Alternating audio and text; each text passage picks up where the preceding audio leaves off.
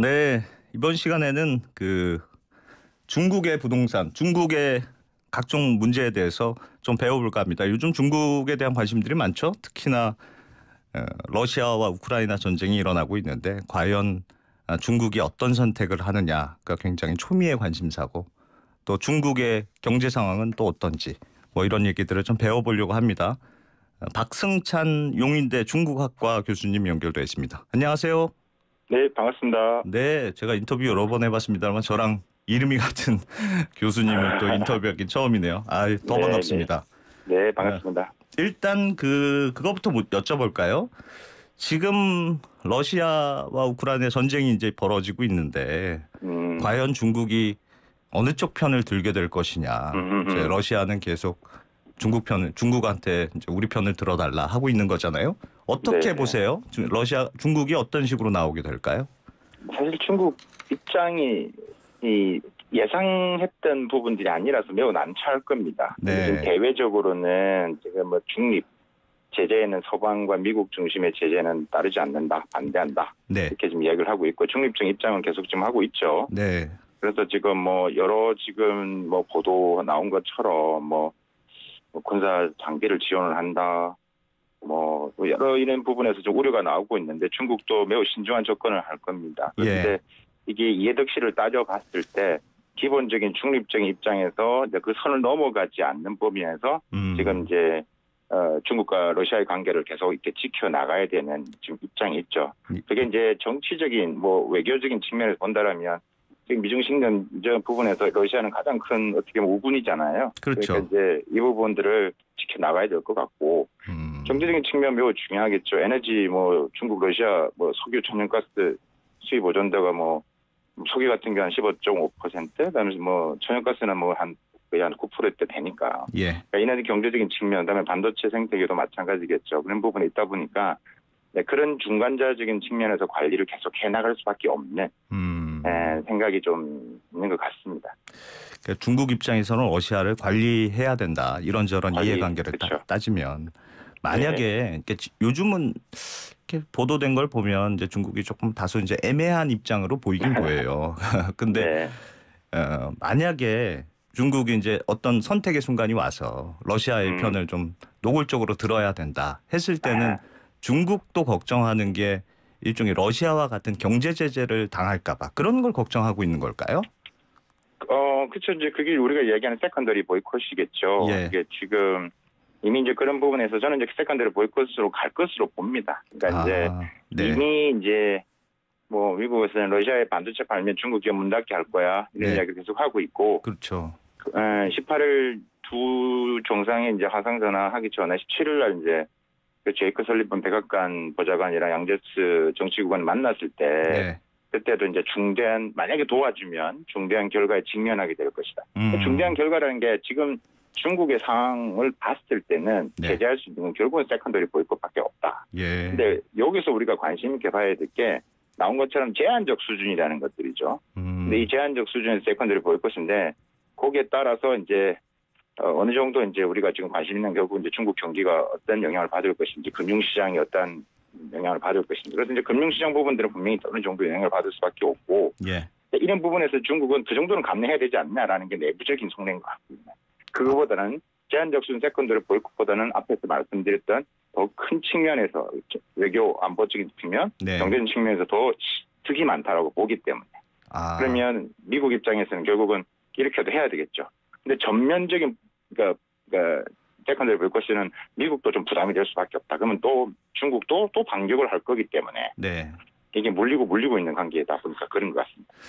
그 외 일각에서는 그런 평가도 있더라고요. 그러니까 중국의 경우는 그러니까 러시아보다 훨씬 더 무역 관계가 많다. 미국을 비롯해서 서방 국가들과의 무역 관계가 많아서 쉽게 그 세컨더리 보이콧이나 일종의 이제 경제 제재가 오면 러시아보다 더 취약할 수 있다. 그래서 조심스러워 할 거 아니겠느냐. 이렇게 예상하는 분들도 있더군요. 그건 어떻게 보세요? 이제 중국이 전반적인 글로벌 공급망에서 중국이 들어가 있는 예. 부분이 매우 깊다라는 말씀이시잖아요. 그렇죠.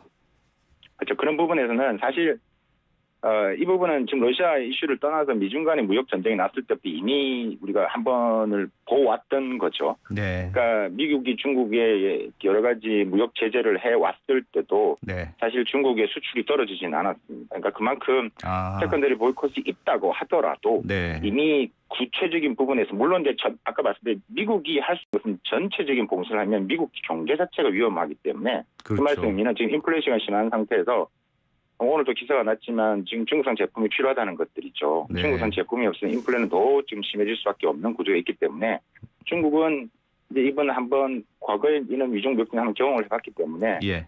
이 정도의 이제 제한적인 세컨드 보이콧은 감내낼 수 있을 거라는 게 어떻게 보면 더 크게 작용할 것 같습니다. 중국의 입장에서는 네. 중국도 고민이 많을 거야. 중국이 이제 러시아하고 예를 들면 손을 잡거나 하면, 그러니까 결국은 이제 세컨더리 보이콧을 조금 감내하더라도 러시아와 조금 더 손을 잡는 모양새로 간다 하면 러시아와 중국이 좀 더 가까운 경제 공동체 같은 일종의 경제 블록이 된다, 이렇게 이해할 수 있나요? 어떻게 보세요?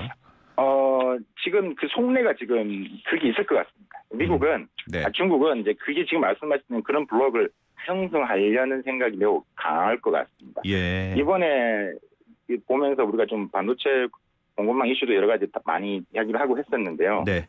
그러니까 속셈이 좀 다른 거죠. 특히 이제 아까 제가 에너지 부분은 말씀을 드렸는데, 네. 예를 든다면 이 반도체 부분, 지금 중국은 반도체를 어떻게 하면 살려야 될 것인지에 대한 고민이 엄청나거든요, 지금. 네. 그런 그렇죠. 부분에서 지금 이번에 사태를 터지면서 보니까 지금 미국이 지금 여러 부분에 있어서의 지금 러시아, 그러니까 예를 들면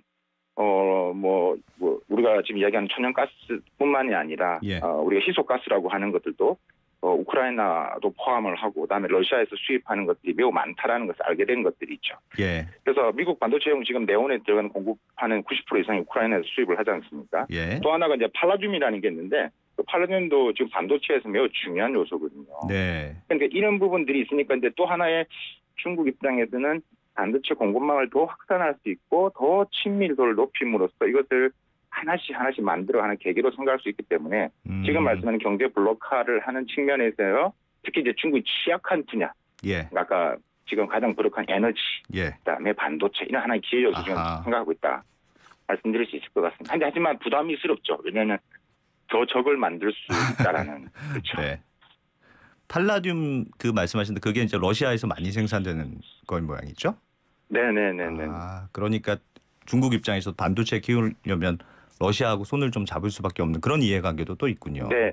근데 이게 지금 팔라듐이 러시아도 많이 생산하면 더 많이 생산하는 나라가 남아공이거든요. 네. 남아프리카가 1등인데 또 이 아프리카가 또 중국과의 그 중국의 영향권이 있다라고 해도 또 과언이 아니거든요. 어제 1대1로 하면서 얘기가 많이 그렇죠, 나왔잖아요. 그렇죠. 예. 맞습니다. 네네. 그러다 보니까 이렇게 속셈을 따지다 보니까 지금 미국 입장에서도 이제 이거는 좀 부담스러운 것들이죠. 그러니까 미국은 전쟁을 지금 지켜만 보고 있고 지금 경제 제재만 하고 있지 않습니까? 근데 네. 미국의 어떻게 보면 셈법도 지금 미국과 러시아로 나눠지는 이 천연가스 양대 산맥 중에서 러시아 이 천연가스가 좀 배제된다라면 네. 미국의 천연가스를 더 팔겠죠. 그렇겠죠. 그러니까 이런 여러 가지 복잡한 이 셈법이 있다. 우리가 지금 단순하게 지금 전쟁을 하고 있지만 네. 분할하는 그런 게 있을 거라는 생각입니다. 최근에 그런 기사도 굉장히 눈에 띄었어요. 그러니까 사우디가 요즘 미국하고 사이가 좀 안 좋아서 미국이 전화해도 사우디가 전화도 안 받는다. 그런 뉴스도 있던데 조금 네. 화가 난 사우디가 원유를 팔 때 그동안 달러로만 팔았는데 이제 위안화 결제도 조금 검토하고 있다. 이런 기사가 있어서 굉장히 좀 화제가 됐었는데 이것도 중국이 조금 그러니까 세컨더리 보이콧이라든가 미국과의 이 미국이 주도한 세계 경제 블록에서 좀 벗어날 준비를 하려고 하는 거 아닌가 그런 그렇죠. 생각도 들던데 어떻게 보십니까? 위안화 부분에서는 중국이 1대1로 아까 말씀하셨지만 1대1로의 여러 목적 중에 하나가 위안화의 국제화거든요. 예. 그래서 지금 말씀하실 때 지금 위안화 부분들을 그러니까 국제화로 가기 위해서는 일단 이 결제 통화로서의 먼저 입지가 서야 되는데 네. 그게 조금씩 실제적인 여러 가지를 보면 조금씩 올라가고 있습니다. 그래서 이번 판을 보면서 이런 위안화 결제 부분들을 더 올리려고 할 겁니다. 네. 그래서 이제 그런 영향권을 더 확대시키려는 부분이 큰 거죠. 야, 가능성이 있다고 보세요. 그래도 워낙 오랫동안 달러로만 결제해서.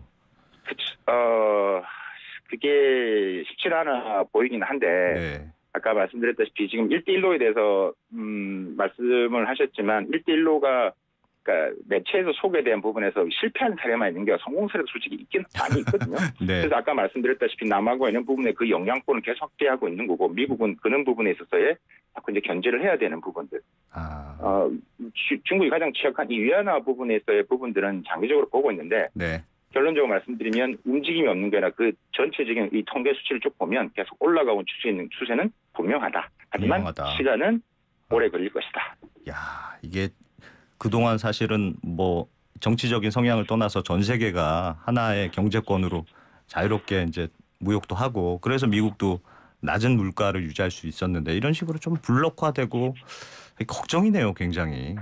그렇죠. 지금 뭐 아까 위안화 말씀 루브라도 지금 뭐 가스 살 때 이제 루브라 안 하면 안 된다 이런 예, 그런 기사도 있더군요. 예. 네, 루브라 지금 결제 받는다고 하는데 이거 뭐 워낙 지금 루브라가 가치가 떨어지니까 이제 방어를 하는데 네. 실제 이제 그렇게 하니까 지금 루브라가 좀 올라갔단 말입니다. 지금 가치가 좀 올라갔어요. 한 8% 올라갔거든요. 예. 그러니까 점점 지금 이런 구도가 전체적인 이 그림에서 이 분야에서 결국은 우리가 이제 뭐 자국 우선주의가 아니라 이제 기술 민족주의. 네. 네. 더 나아가서는 진짜는 뭐 이제 블록화 아까 우리가 지금 걱정한 안보적인 측면을 보는 지금 지금 뭐 북중러 북한, 중국, 러시아 그다음에 예. 한미 이런 구도로 지금 가는 것도 사실 매우 지금 우리한테 부담이 되는 거고 이런 식으로 지금 경계 블록화 그다음에 이 화폐 가치 네. 이런 모든 것들이 하면 사실 우리 입장에서는 매우 지금 좀 어려움이 큰 거죠. 그래서 네. 이는 지금 한국에서 우리가 조금 더 글로벌한 국가들하고 조금은 입장을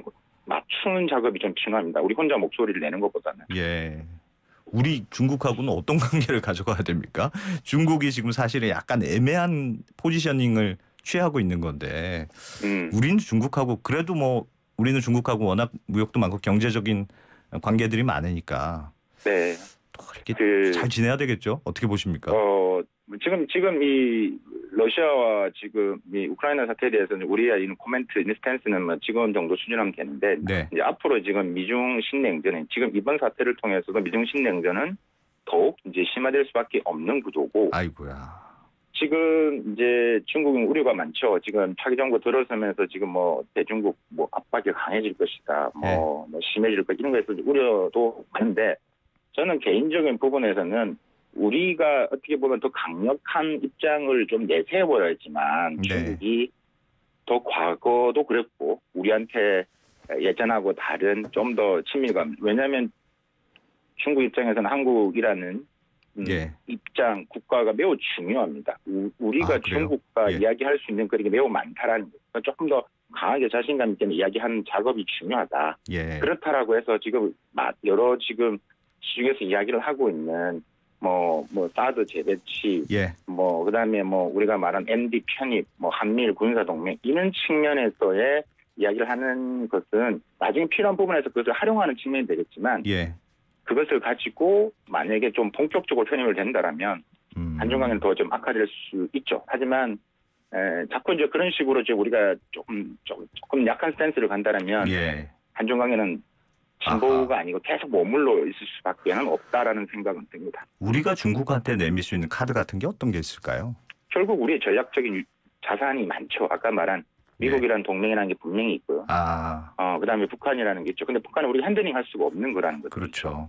네, 그렇다면 우리가 갖고 있는 한미 동맹이 있는 부분에 있어서 이런 부분에 있어서 지금 중국이 우려하는 것들 여러 가지 있을 수가 있습니다. 예를 든다면 그 다음 시나리오를 생각하는 게 그러면 이제 뭐 예를 들면 한미 간에 핵 공유를 할 수 있는 건지 혹은 한미일과 이런 부분에 있어서의 이야기들을 우리가 던지는 게 아니라 이런 부분에 대해서는 우리도 이제 어쩔 수 없는 고민들을 좀 뭐 이야기를 해야 될 것 같다라는 생각이 들고. 근데 문제는 이런 한국의 고민과 그다음에 한미 간의 동맹, 그다음에 한중 간의 전략 협력 파트너가 매우 중요합니다.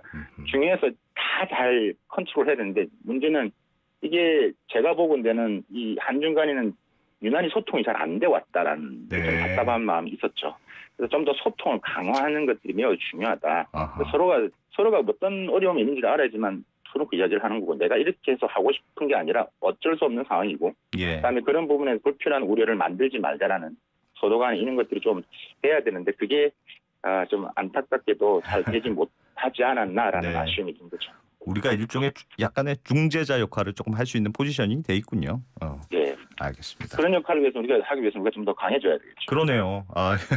할 일이 많은 것 같습니다. 중국 경제 얘기 조금 여쭤볼게요. 그 얼마 전에 이제 중국의 인민은행이 이 금리를 이제 동결했다 이렇게 발표도 했던데 사실 시장에서는 조금 인하 가능성 얘기도 좀 있었는데 지금 중국 경제는 좀 어떻게 봐야 됩니까? 뭐 좋은 겁니까? 아니면 어떻게 봐야 될까요? 안 좋죠. 네. 안 좋기 때문에 지금 인하를 지금 지난번 이제 뭐 작년 12월부터 LPR 2번 인하했고 예. 시중율도 한 차례 인하를 했죠. 유동성 공급을 해야 된다는 거, 돈을 풀어야 된다는 거죠. 예. 근데 문제는 이번에 그러면 동결은 뭐 의미는 뭐냐라고 예. 했을 때 한 템포 쉬어가는 것들이죠. 한 템포 쉬어가는데 지금 일단 1, 2월 달에 분위기가 괜찮으니 예. 이번에 한 번 쉬어가도 좀 괜찮을 것 같다라는 생각을 갖고 있는 것 같고 예. 그럼 그렇다고 인하를 안 할 거냐? 인하를 하는 거로 저는 보고입니다.